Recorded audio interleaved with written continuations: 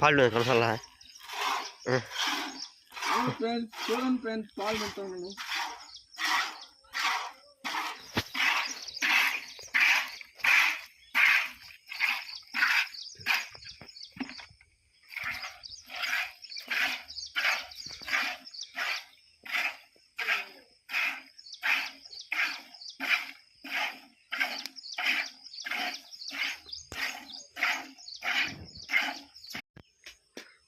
Hello friends, చూడండి friends, మా ఆవులు.